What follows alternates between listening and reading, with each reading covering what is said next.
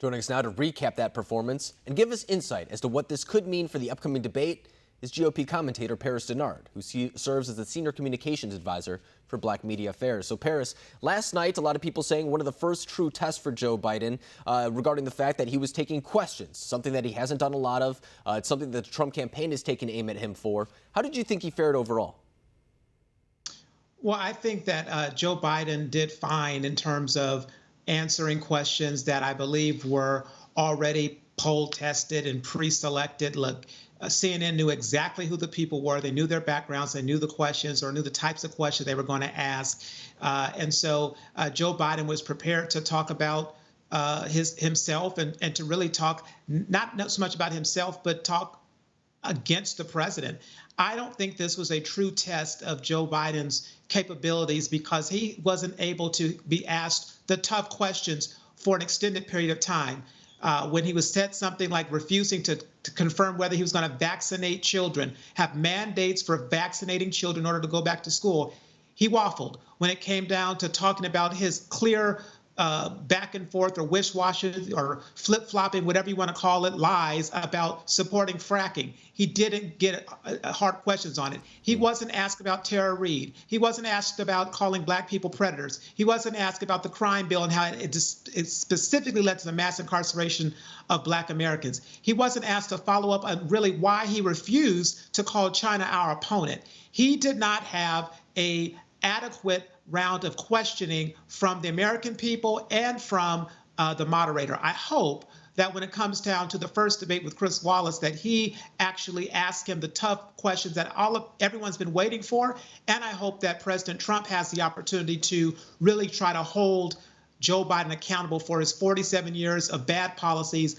and bigoted comments. And you bring up an interesting point, and it's the idea that, for example, President Trump has faced questions from Chris Wallace in the past, but not just Chris Wallace, other reporters. He does it on an almost daily basis where it is a more adversarial relationship. And then, for example, he goes to his ABC town hall, once again pressed by George Stephanopoulos, more diverse people asking questions against him. And a lot of people are saying that it's helping his performance because he's done this type of stuff before. Do you think that'll be the case come debate night?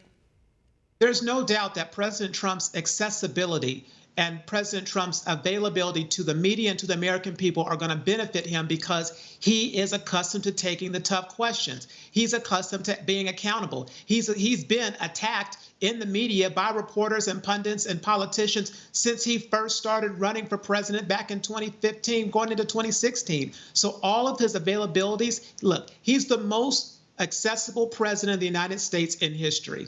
And the fact that Joe Biden chooses to sit in his basement and has select appearances before pre-screened audiences in selective cities is not going to bode well for him actually being able to be held accountable. President Trump has been held accountable by the media, by every single time he holds a press briefing about coronavirus, about new developments, and every time he leaves the White House and stands out there on the South Lawn, he is engaging with the voters and with the media. It's important. It's going to make a difference. And Paris, President Trump, for example, was pressed on his black support. He was asked about it at his ABC town hall, and he put together an answer that I think a lot of people said was something that we could expect to see moving forward. But this falls on today being National Black Voter Day. In fact, the first ever, if I'm not mistaken. So I want to ask you, how are you really celebrating this holiday and trying to reach out to people who may be disenfranchised in politics and are looking for a new home?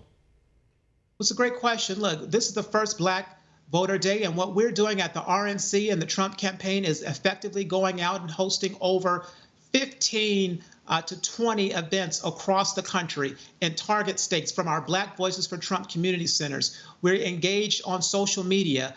Liberal organizations and civil rights organizations put this together, and we said, you know what? We're going to get active and participate in this because the hashtag they're using is Reclaim Your Vote. And that's exactly what we want Black Americans to do because President Trump has a winning record of achievement for the Black community. Reclaim your vote from the Democrats. Reclaim your vote from Democrats taking you for granted and not actually campaigning for your vote and enacting policies that are empowering, uplifting to our community. Reclaim your vote and vote for President Trump and for the Republican Party, because we have 26 Black Republicans on the ballot for the House and the Senate. And so we are actively engaging with the Black community because President Trump has the record of results to do that. We're going to do that today on Black Voter Black Voter Day, and we're going to do it next week on National Voter Registration Day that's coming up, because we are engaged and we want people to be participating in the system. That's why we set up protectthevote.com, because we also want the vote to be counted and secure.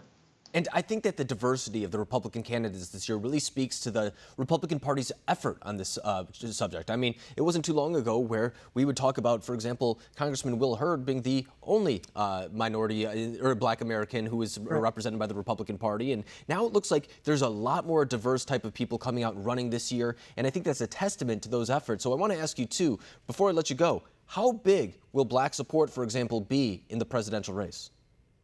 It's going to be critically important. That's why you see the president campaigning in all of these target states. That's why you see the president aggressively campaigning for the Black vote from the very beginning. He's never let up. And that's why you see the RNC and the Trump campaign through Trump Victory, having our Black Voices for Trump community centers, having our Latinos for Trump community centers, and supporting these 27 Black Republican candidates and over 200 women, Republican women, running for Congress. This is unprecedented, and it shows the diversity of our party and the inclusivity of President Trump and his efforts, his economy, as well as his agenda. It is an inclusive one, and it's connecting with the American people in a way. And the last point, it's the contrast. The contrast between the two campaigns are going to make a difference, and I believe the silent majority of Black Americans are going to come over and vote for the president.